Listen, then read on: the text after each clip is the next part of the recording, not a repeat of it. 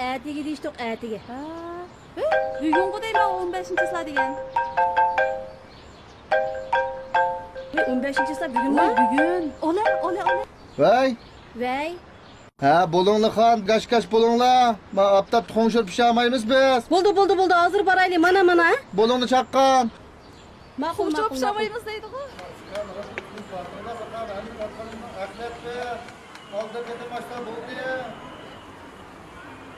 Ha, sizni birimni qilavermay, mana qo'ying. Aydo. Ha, keldinglar? Tatishildi ya. Yo'q, pek chiroyli bo'ldi. Tayyorlik qilaylikmi? Ya o'tirib choy qo'yib qo'yman bu. Qilaylik. Ha, xon, bu kirpikli barang ortida ko'p ketdi. Bu qo'pab ishlarni qilmaymanlar.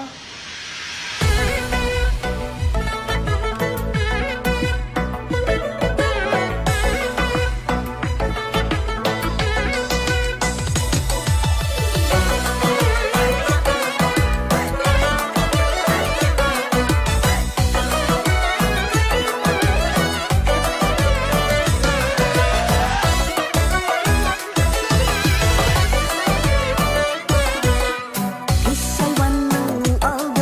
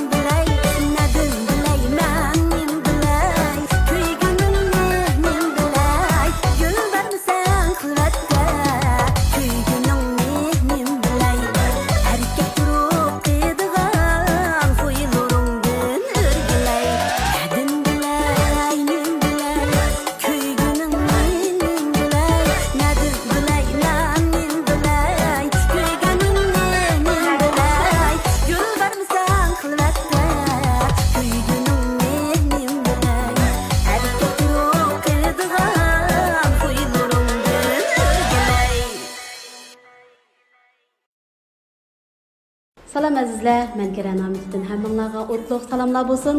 Bu qitim nim bilan nomliq eng yeni çok usulluq naqsham orqali sizlar bilan yana bir qitim diydorlashdim.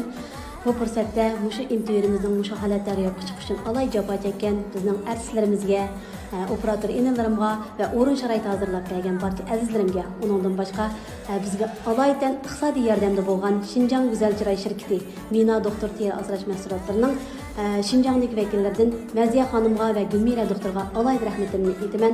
Rahmat sizlarga. Hem mushu fursatda o'zim izchil turda ishlatib kelayotgan Mina doktor teri asrash mahsulotlarini, ma'osh terisiga alayda ko'ngil bo'ladigan Gulchiroy xonim qizlarimizga tavsiya qilaman.